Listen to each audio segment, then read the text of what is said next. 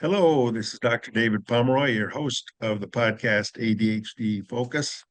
We're not only on all podcast channels, but also streaming on Roku and Fire Stick, as well as on Apple TV, YouTube, and etc. My guest today is someone who's going to help us look at and walk through the ADHD Evidence Project, because we're all bombarded with information and misinformation about ADHD, even in professional papers. It's on TikTok, Reddit, Facebook, and a lot of that is biased against the diagnosis and effective treatments for it. One recent study I saw looking at the quality of information on TikTok found that only 40% of it is accurate and about 60% is not. So how do we tell what's reliable, accurate information and what's not?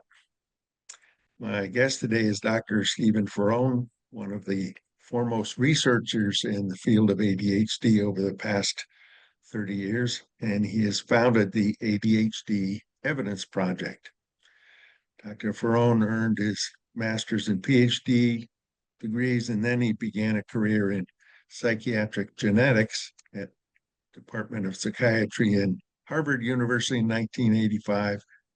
And he rose steadily through the academic ranks to full professor in 2002.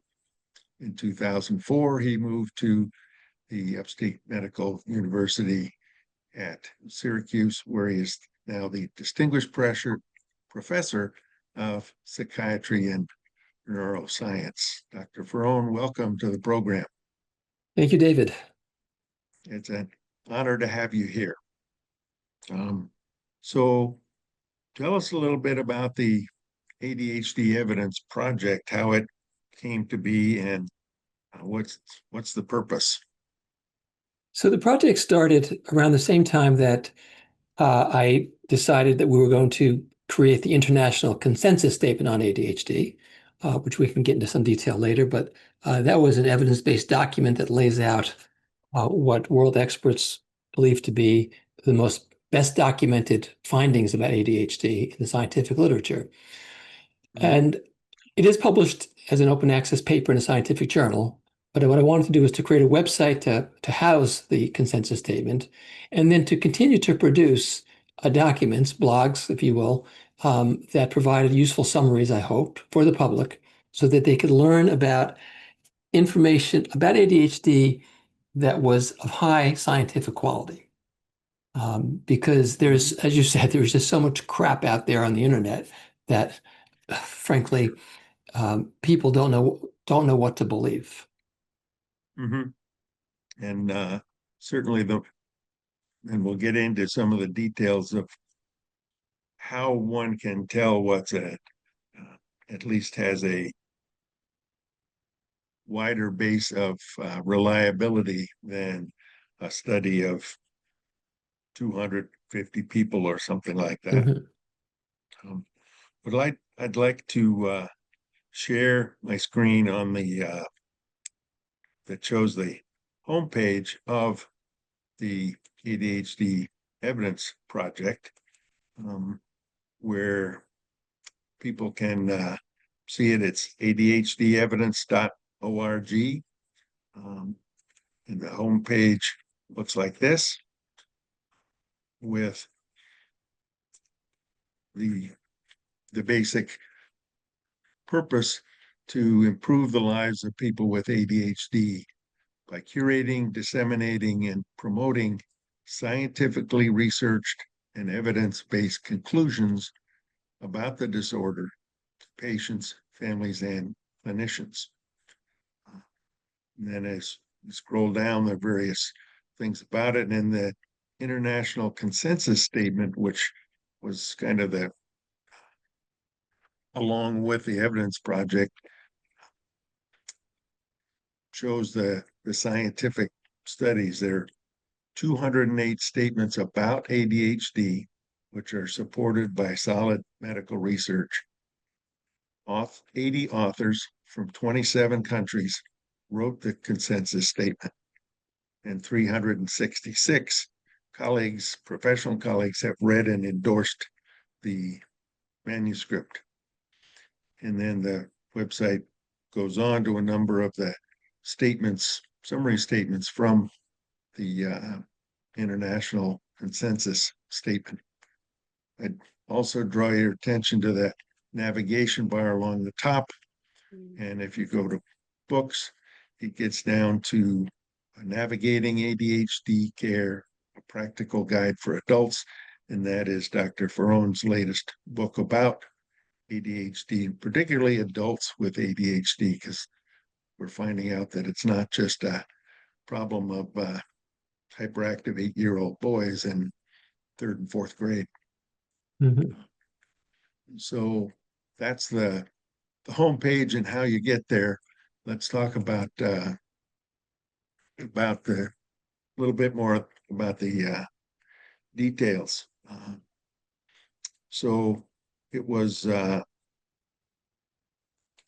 started in order to get reliable information out there. Many claims from all kinds of products, not just about ADD, say, oh, supported by scientific studies. And in my estimation, that there are studies and there are studies. That's right. So scientists have shown, but that doesn't mean it applies to people and enough people that we can really draw solid conclusions. So when you say it is, there are large scale studies, Mm-hmm. what does that mean in terms of Sure. So a few what hundred people? in the consensus statement and in most of the blogs that I write, but not all, most of them, what we decided to set a threshold for a high level of evidence, and one aspect of that threshold was how large was the study, and there were two options. One was that the study had at least 2,000 people in it. That's a very big study. And why is a big study important? Big study is important because the results tend to be more reliable. A small study, one can get findings that are just chance findings. They just happen by chance alone because you only had a small group of people that were unusual in some way. But if you have a very large study, and in some cases the studies have 100,000, 500,000 people, the larger the study, the more likely it is that what has been found is actually something that has occurred in reality in the world and would occur again if you reproduce the experiment. The second approach was to use meta-analyses, which instead of saying one large study, it combines many studies together to get two things. One is a larger sample, but also a combined sample that reflects different types of individuals that are enrolled in different types of studies. So you get more variety of people because you're combining many studies. Mm-hmm. And certainly the wider group of people and more people, then you have a more accurate representation of the population. So then if the conclusion is there's 6% incidence or something, that's more reliable than a study of 380, which may say, oh, there's 10%. Exactly. It's not balanced out. Exactly. One of the other things I know I first found somewhat confusing as I was looking at different studies was the idea of how the statistics works.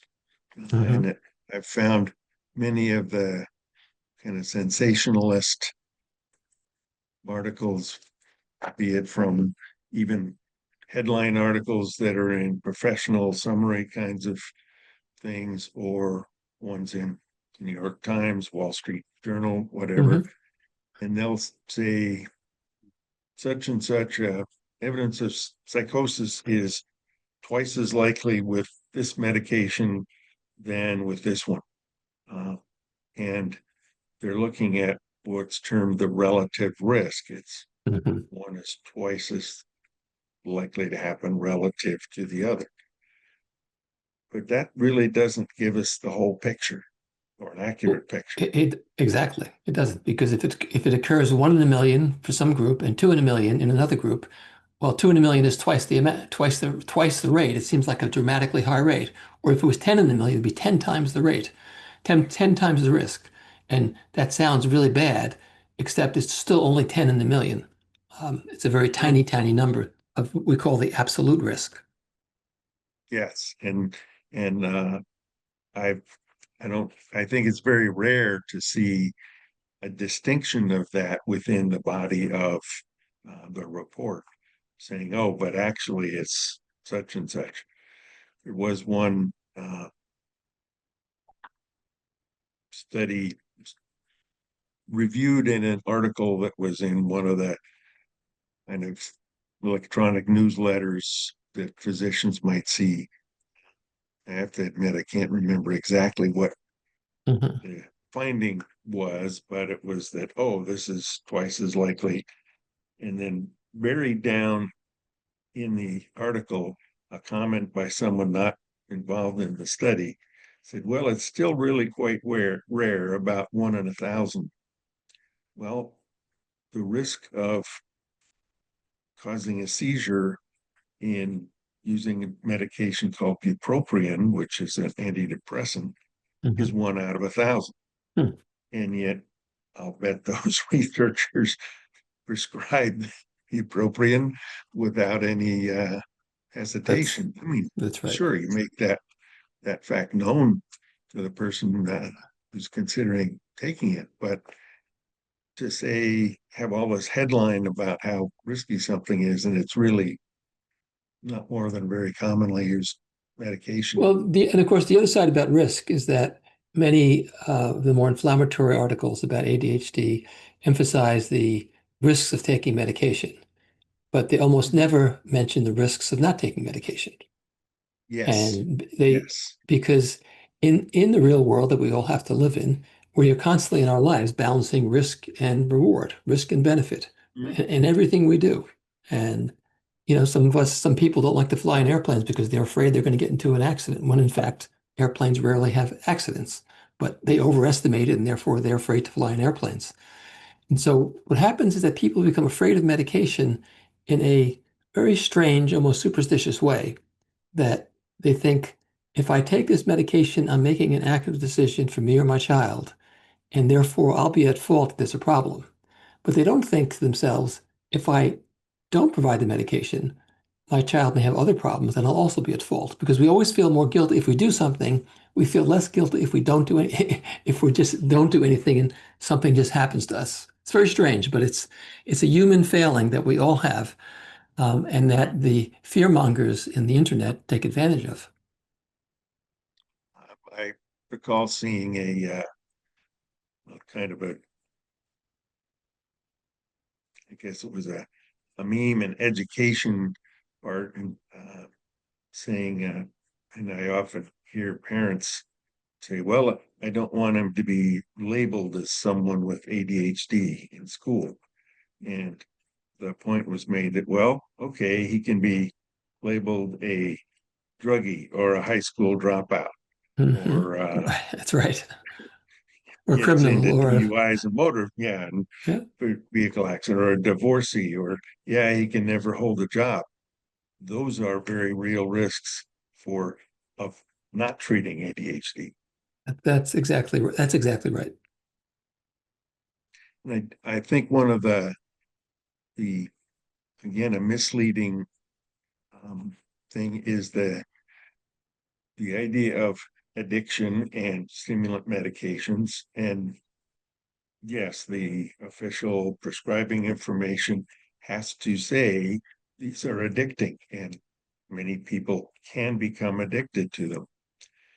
I think it's very, very, very unlikely that a person who truly has accurately diagnosed ADHD is going to become addicted. That is looking for more and more higher amounts because they feel great and euphoric from taking it. Well, No, you take the data are very clear on this issue, right? First of all, one simple fact about the so-called people take the drug because of euphoria is the real fact that one of the most difficult problems um, we have with the treatment of adolescents is that they stop taking their medication because they don't like it. They don't keep taking it yeah, because they feel great. They stop taking it because they don't like it. And that's a problem. But we also know from systematic studies that, in fact, the the stimulant medication that treat ADHD, methylphenidate and amphetamine, people know them as Ritalin and Adderall, um, these drugs actually, instead of causing addiction, they prevent addiction when they're mhm, used when used therapeutically. And mhm, there's very clear data on that. And nobody who has any any connection to the scientific literature would ever claim that when used therapeutically, these drugs cause addiction. That's just an out and out lie when it's said on the internet, frankly. mhm. Exactly.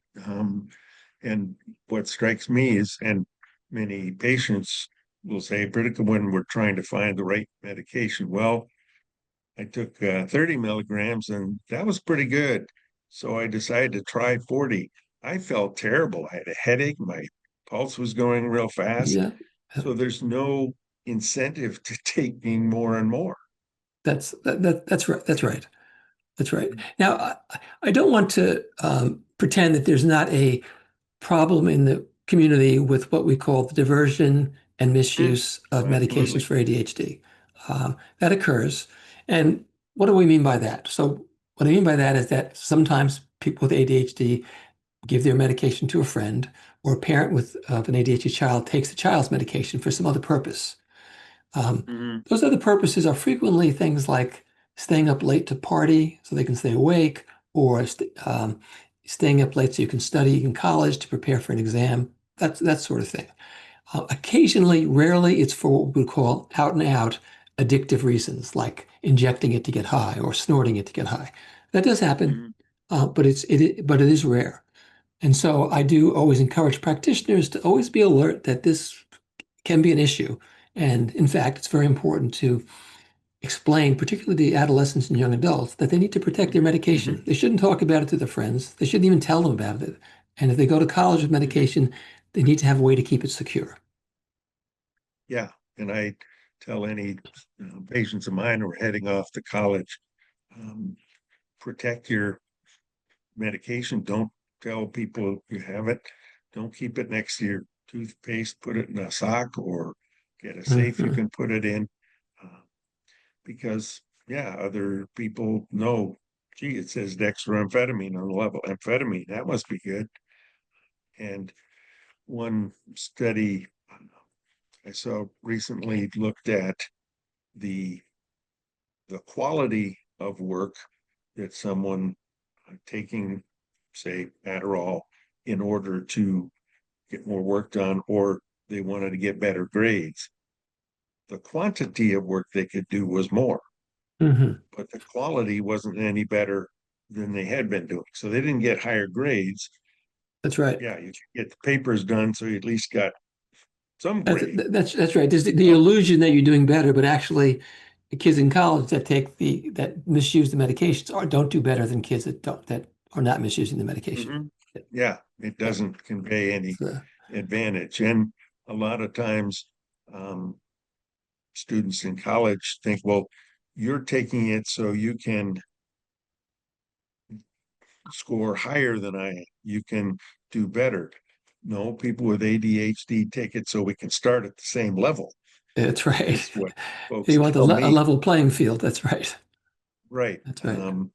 And the impairments of ADHD, not being able to plan and organize and really think through things, get a large paper done. Well, that takes a lot of planning and doing in different parts, which don't come naturally to someone with Hmm. ADHD at all.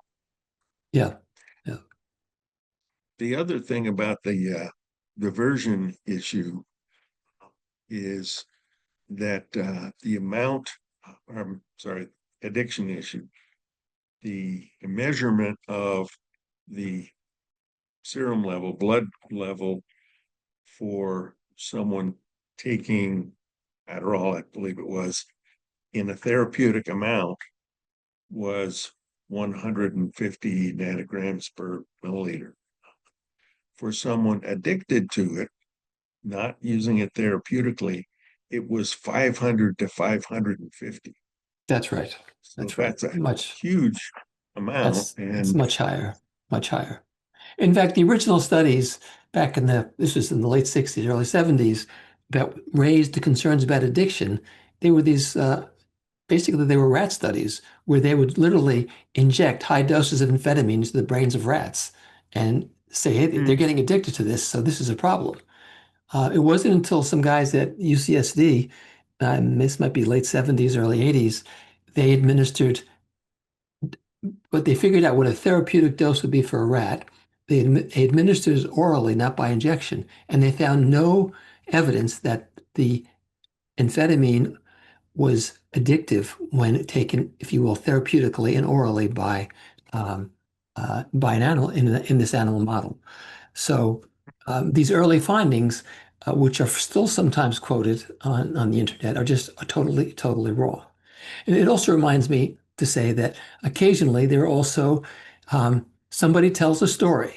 And I heard of a patient who did this, and it's one story about one person, and the person telling this story on the internet or TikTok or wherever makes it sound like this applies to everybody with ADHD.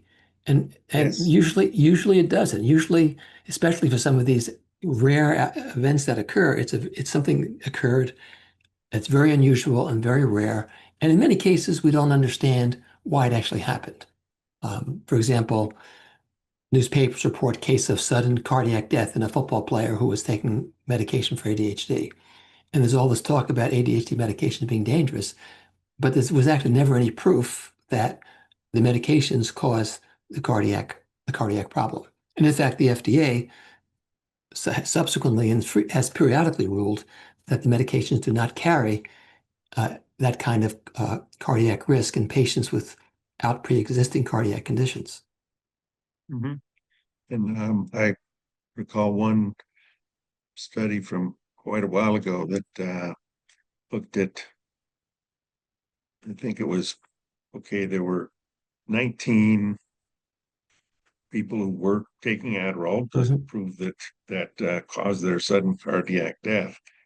And over that same period of time, there were 25,000 not taking Adderall who also had that same issue. Right.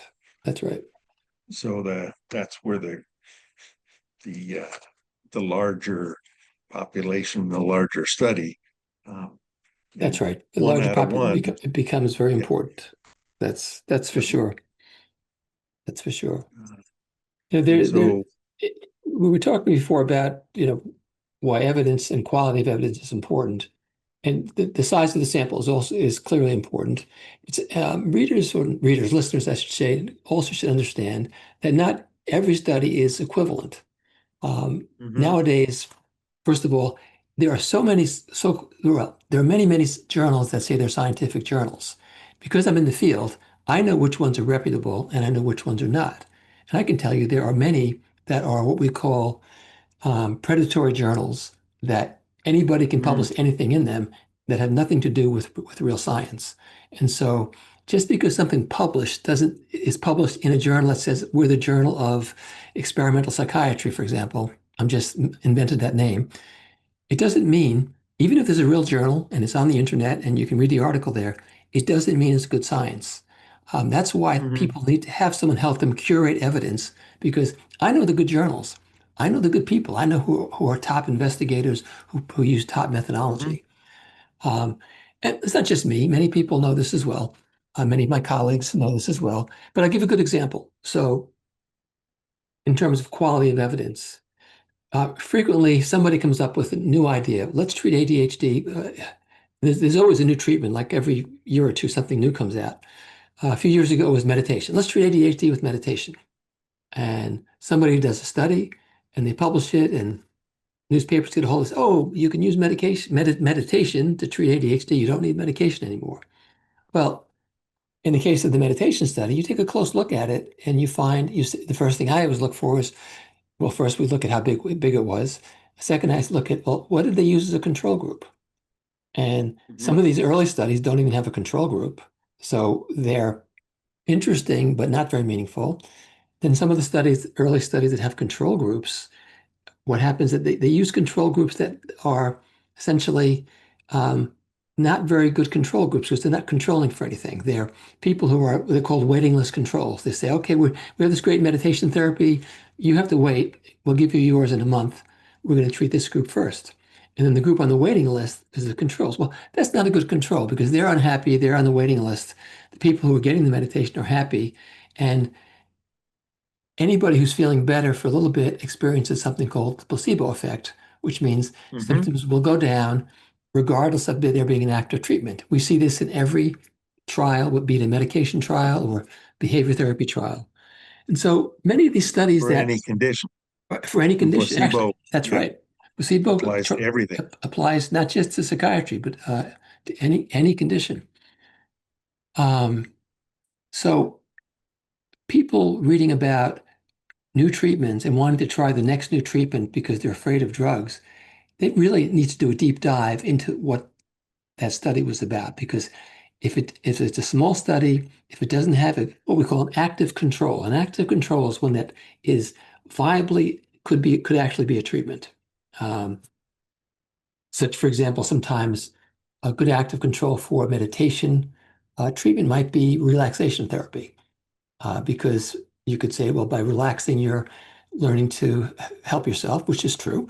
And with doing meditation, but it could be anything. It could be anything as long as it's active. It could be, you could tell somebody, okay, we decided that learning how to solve puzzles will help you with your ADHD. And so one group Mhm. solves puzzles and another group does meditation.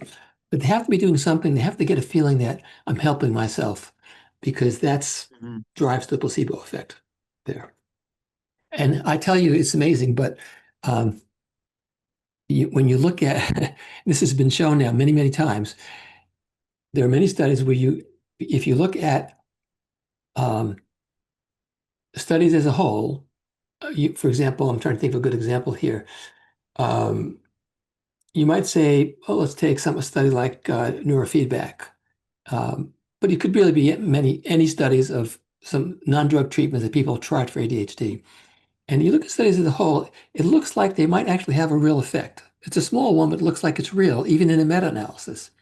But then you separate studies out, studies with good control groups, studies with bad control groups. What we see over and over again is studies with good control groups, there's no effect. In studies with bad control groups, there's a big effect. Diet's a good example. Diet studies, big effect if there's a bad control group, no effect of diet if there's a bad control group. So these issues are really extremely important, and we can't expect the average person to figure them out for themselves, not because they're stupid, it's just because they're not trained to understand these things. And in the kind of sensationalist articles, those details are not um, talked about. That's They right. don't They're not talk talked about about. this is the background. It's more this is what we found, and because it says, well, it's an experiment, that makes it a scientific study, Right. That's right. which is That's right. certainly not accurate. Um, and therefore, well, we did an experiment, and we're scientists because we looked at 50 people with it, and this is what we found. But then looking into the details, um, you come up with that there wasn't an active control, That's right. all That's kinds that's of right. different things. And I think it's important for your listeners to understand that, because I could see somebody reasonably saying, well, why this guy Faraone thinks he knows everything. He thinks he knows what's good and what's bad. And no, that's not what I'm saying. I'm saying that there are rules of evidence in science. And in fact, if you look at the consensus statement, we had 80 people from around the world, from all the leading ADHD professional associations from around the world, agree on what were reasonable rules of evidence to decide something was or was not um, a reasonable fact about ADHD. So these aren't my rules. These are rules of a broad community of people that have if you will, lived and breathed ADHD for a very long time through clinical practice and or research. Mhm. Exactly. And that's where the looking at a wide range of studies and a number of people reproducing them. And I think, well, a number of people and articles that I've seen have said that, well, it's higher than the United States because of social media or one thing and another, not realizing that there are also population studies and many good studies in Brazil, Denmark, Australia, the UK. It's a worldwide human phenomenon. It's not just the United States. Absolutely. Absolutely. There's very little geographic variation in the prevalence of ADHD. It's pretty much the same everywhere around the world. Um, what differs is what we call the diagnosed prevalence. How many people actually get a diagnosis by doctors? Um, the true prevalence is if you go out and knock on doors and ask people questions and you find out how many people really have ADHD. In the US, we have a higher diagnosed prevalence because more people are treated here than, say, in a place like Estonia, just because we're a little bit more advanced in understanding ADHD in the United States. So that's a good thing that we have higher rates of ADHD in our clinics. Are there any studies in the consensus statement and on the evidence project uh, which talk about the influence of social media? And because many people say, oh, um, ADHD is caused by kids being on social media and everything. And I think it's more the other way around. Social media and YouTube Shorts or TikTok, Instagram are more appealing to people with ADHD because they're fast, quick, almost little sound bite things. They're interesting, definitely more fun than doing your math homework or Yeah, that's right. writing a report or finishing a project at work. That is very true. Well, I guess I have a few things to say about that. Well, one of them is that, and I'm old enough to say this, that there had been every time you've got a new technology, people blame it, says it causes ADHD. So, television used to cause ADHD, and then smartphones or Mm, tablets or social media or fill in the blank. And frankly, it's not, it just is not true. Or fast-paced environments. People would say, oh, it's people in the United States have more ADHD because of the fast-paced competitive environment. My European colleagues used to say that. I actually wrote a paper years ago because I was so annoyed with them. And the title of the paper is ADHD is not an American condition. And it documented studies from around the world, well, studies from the US and Europe at that time, that showed basically the prevalence is the same as long as you actually ask people about their symptoms and use the same diagnostic criteria. Now, in terms of social media, well, you've kind of reminded me of a few things about ADHD that are important. And of course, video games are something else that supposedly cause ADHD. But you mentioned that maybe people with ADHD are more attracted to TikTok or more attracted to video games. And that's actually seems to be the case because the classic example is the video game. So let's say you may have actually experienced this in your own practice. You tell a parent, gone through a diagnosis. I'm pretty sure your son has ADHD, and I think we should treat it. And the mother says, "Oh, he doesn't have an attention deficit disorder. He can sit in front of a video game for hours. He can pay attention." Well, what the mother or the father doesn't get there is that that's the problem. He can pay attention there, but not in most other situations. He, he or she, the patient now, people with ADHD are very good at paying attention in highly rewarding situations. Uh, they have to have a situation of what we call proximal reward. It's a technical term. It means the reward is either very strong, something they like a lot, or it's immediate. It happens frequently. So video games, perfect, right? There are frequent rewards that are immediate rewards. Um, it's what some people think about. There's a phrase hyperfocus that's been popular in the popular press. It's not used, we don't use it professionally, but it's the same thing.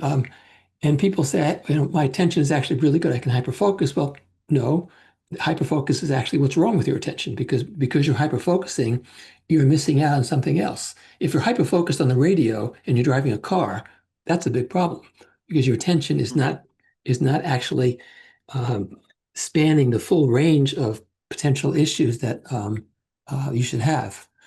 Another way I like to explain this to people is to use, well, what we know about networks in the brain. And this is a little bit Mhm. simplified, but I think is helpful. Um, we all know what that's, we've all had the experience of being at rest. We're kind of lying around daydreaming. Um, we call it the brain at rest. And neuroscientists are actually able to examine the brain at rest. And then what they find out that when the brain is at rest, there's actually activity going on in what they call the default mode network. It's the default network of the brain, or the brain in its resting state. And then there's the brain when it's doing something, when it's very active. We call it the executive control network, when you're in charge of doing something that's goal directed. Mhm. And during our lives, our brains go in and out of default mode and executive control as needed. So, for example, you and I are having a conversation, we're deep into our executive control networks.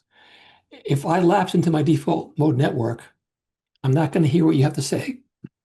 I'm not going to be able to Mhm. respond appropriately. I'm going to get confused. Um, and what happens, we think that with people with ADHD, there's a little bit of a small deficit in that switching process, that they can switch between networks Mhm. inappropriately in a way that's maladaptive and causes them problems. So when I bring this up about the video games, because the video games, the rewardingness is what brings us into that executive control network. I know, Mhm. talking with you right now, that I'm going to feel pretty bad if I mess up. So I'm going to stay engaged. And so it's very rewarding Mhm. for me to continue this conversation in an effective manner. And the same for you. But with a person with ADHD, those rewards are not as strong. They're not as salient. But for a video game, the rewards are very, very strong, and it solves the problem. Their executive control network gets engaged, and they're fine there. Mhm. Really important point that people try to understand about their ADHD because it can help them understand why they have problems kind of slipping into daydreaming back into the so-called real world of activity and effort. Mhm. And I know I kind of pick a question to ask everybody I see over 2 and 3 months. Like what's one of the things that's helpful about your ADHD? And another one is what's something that's ADHD related that you could work on to improve? Well, in terms of the helpful, many people said the hyperfocus, and one said, but it depends what I'm hyper focusing on. And Yes, that's exactly it.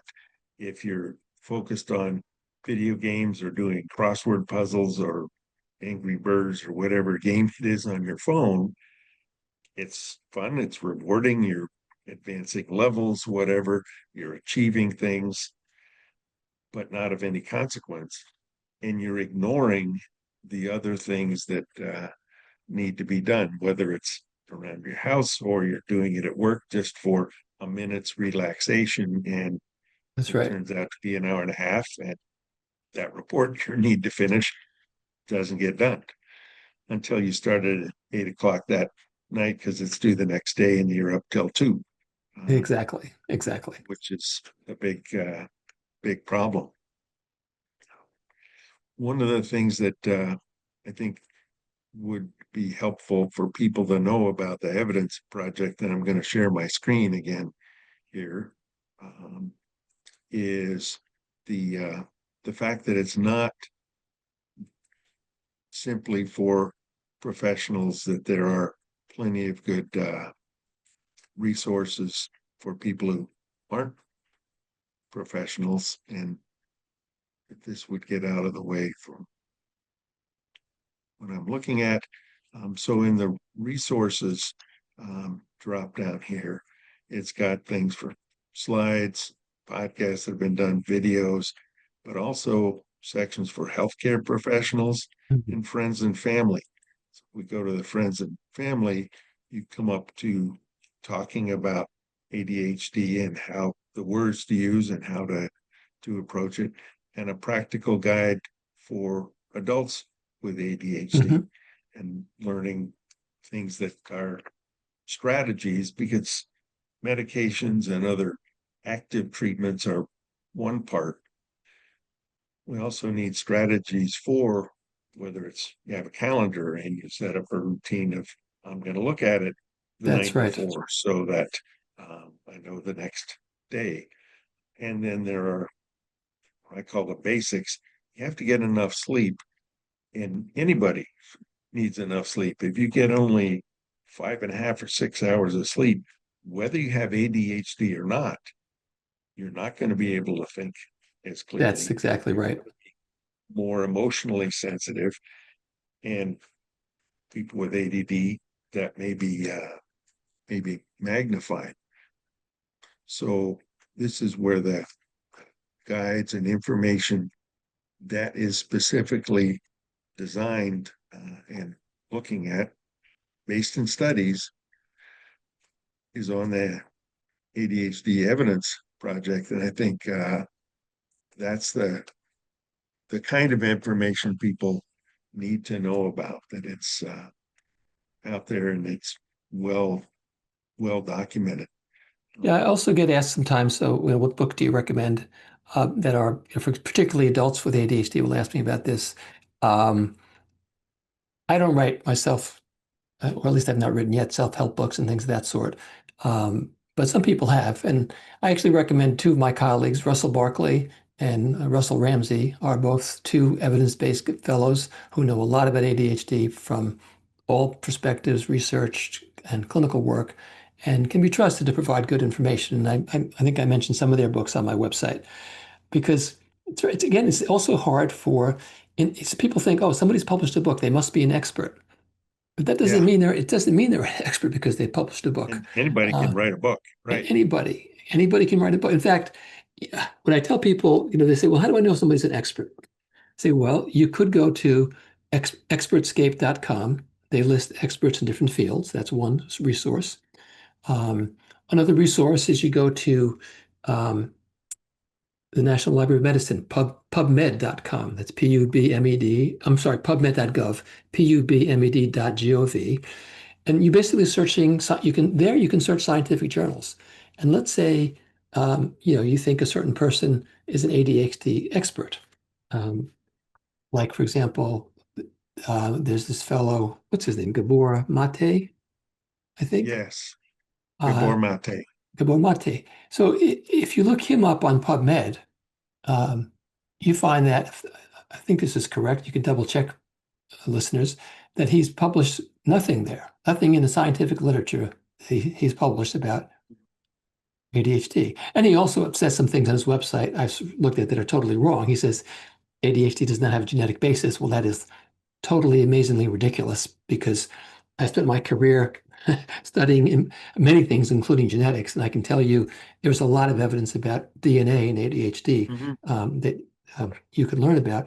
But if anybody you're wondering, and when I say expert, I'm not saying, is this doctor a good doctor? That's the different issue. Whether a doctor is a good Right. doctor, they don't have to have published on PubMed to be a good doctor.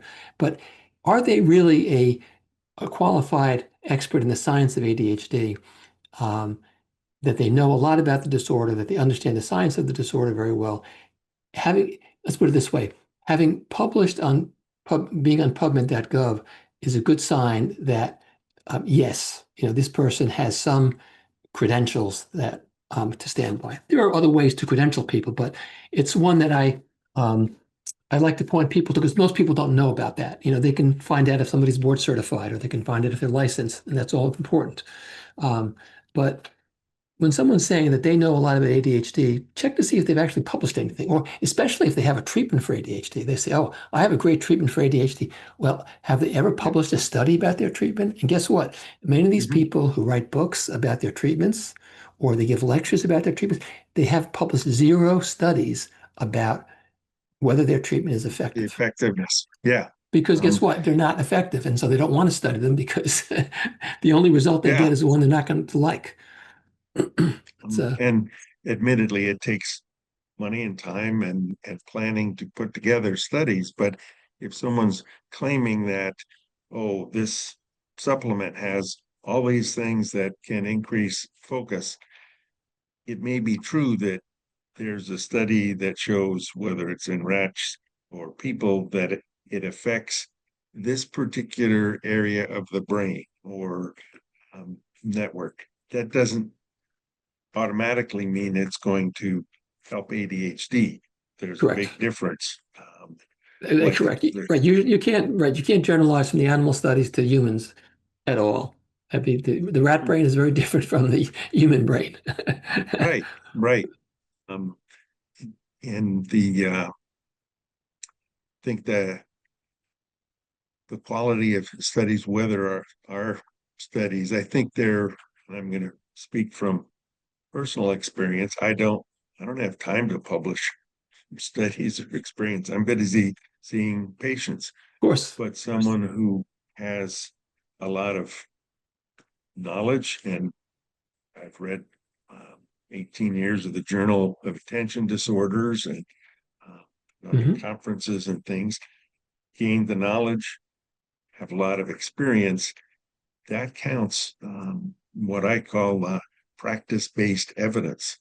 Yes, absolutely. Evidence-based practice, but experience, and that is something ask the person about. And that's right. Many, what I found, particularly among primary care clinicians, is either they're very worried and wary about using any controlled substance, whether it's, and I think that opioids and pain medication overuse and addiction problems bias them against, it's a class 2 controlled substance, it's an amphetamine, then I'm going to have all these druggies showing up at my door, so I don't want to have anything to do with it, which is not the case at all. And others, yes, I'll look at it, and if they use a little screener that's 6 questions and 4 of them are positive, here, try this Adderall. That's not an accurate diagnosis at all. That's right. Spending 15 minutes with someone, I have a strong bias against any totally online diagnosis and treatment approach where the person doing the diagnosis has never met the patient in person. Yeah, well, that's consistent with there was a report came out by a group, small group, but of people that are, very solid ADHD clinicians, and they said basically said the same thing, that amongst one of the recommendations was that an in-person visit was essential prior to deciding upon a diagnosis. Yeah, that's a very big area it's hotly contested. I've encouraged the telehealth companies to, at the very least, study their methods. In fact, I've worked with one company to help to see if they could document the reliability of their methods. And it's challenging, but some companies are rising to the challenge. Others are not, because there's a lot of money, unfortunately, a lot of money to be made in telehealth. As we know, the Justice Department is chasing down one company because of unethical practices in their work. Another warning I have to people about ADHD experts is be careful about that charismatic guy or gal who's talking to you and they sound like they really are such a great speaker and you really like them just immediately. We all know what charisma is. We've experienced that in speakers, and frequently, not always, but frequently, people, the charismatic speakers are the ones who have the least evidence, because they're basically using their stories that they can tell you about patients to make you feel good and to make you go for their treatment. On the other hand, you listen to a nerdy guy like me and you're thinking of, what does this guy really know? He's just a nerdy scientist and just one of many people. And, there's nothing impressive about us nerdy scientists as individuals. And so we get downplayed. And it's unfortunate that the human mind, it overestimates the degree to which the evidence given by a charismatic person is important versus the evidence by a non-charismatic person. And so people like me we're at a big disadvantage, because frankly, we can't stand up against these other people have these very dynamic presences because they sound so authoritative just because of the way they Mhm. sound as opposed to That's what they actually know. not, It's a yeah, big the way they present it. And that's, I think, one of the strengths of the ADHD Evidence Project is that it's not just one or two people, one or two scientists. It's a number of them across the world looking at large studies That's right. and compare that to someone as charismatic as they'd like to be. Look them up on PubMed.gov. Have they actually published or been part of any studies? That, that's And that a lot of that's right. times they have. Yeah. No, that's the problem. Um, there was, and I'm just actually losing my thought there. Sorry about that. I had another thought about evidence, but we'll come back to it later. It's Um, yeah, it's a problem and one that the evidence-based project can help Oh, show what point people I know in what the I was right going to say. direction. What I was going to Right. say is this: is that so one of the things that the charismatic person will say, well, because they often jump on the anti-science bandwagon. They say, oh, well, we know that these scientists are frequently wrong. Think about all of the scientific publications that you read in the New York Times or the Wall Street Journal. This has been overturned because somebody found this and someone else found it wasn't true. Well, that is creates a big problem for science because it makes people not trust science.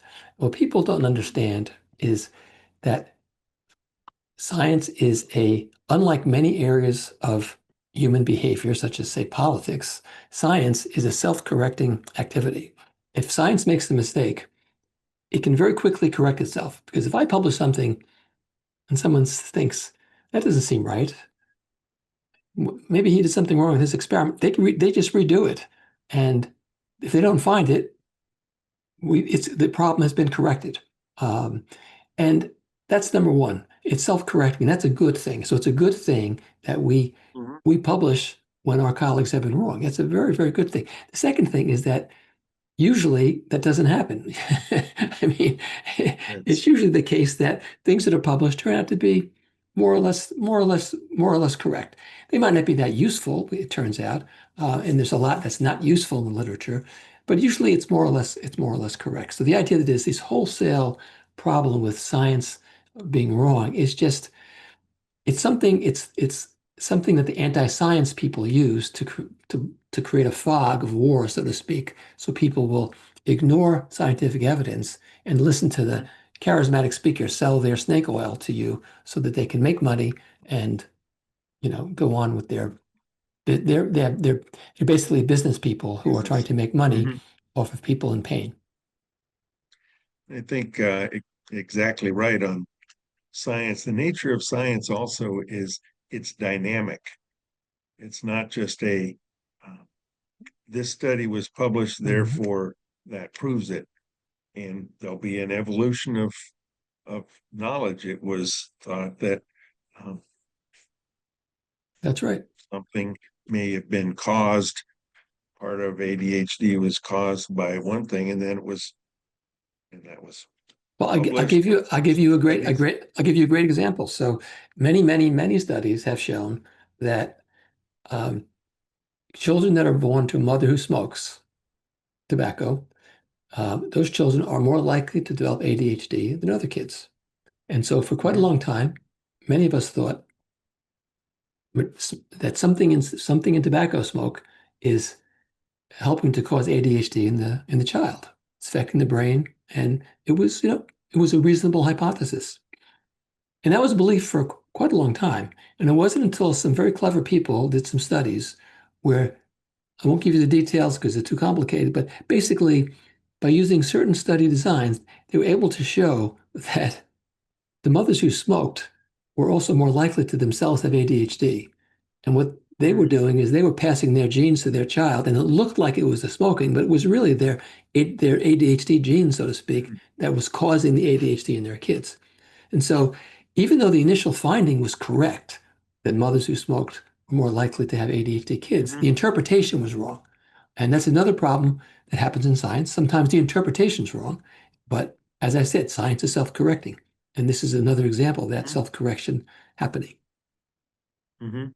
And that's where, and it may take time. It's not just, oh, 6 months from now, someone's going to show it. It Hey, takes a number of people thinking about it and someone wondering, well, I wonder if there's a different way of connecting that and exactly, looking. exactly. And that's where the curiosity is what science is about, That's exactly and right. following that. It's curiosity. That's exactly right. And so we're going to wind up here. And I think the if you have curiosity about accurate information for ADHD and about it, everything from medications to alternate treatments to pretty much anything that has been studied and is accurate, reliable information, please go to the ADHD Evidence Project. It's ADHDevidence.org. Just ADHDevidence.org. That will be in the introductory material for the podcast. And I think it's an excellent resource for all of us clinicians as well as public. And Dr. Faraone, I thank you so much for spearheading that effort and putting it together. Well, thank you. And thank you for hosting this podcast. It's great that you get such information out to the public. Really appreciate it. Thank you. That's my goal. This is Dr. David Pomeroy saying so long for now. Please check it out. Check us out on YouTube, Roku, and Fire Stick, whatever those are. I don't know. I'm not into television, but we're out there, and my goal is also to present accurate, reliable evidence from experts in various fields related to ADHD. Thanks for joining us, and hope you can join us again soon.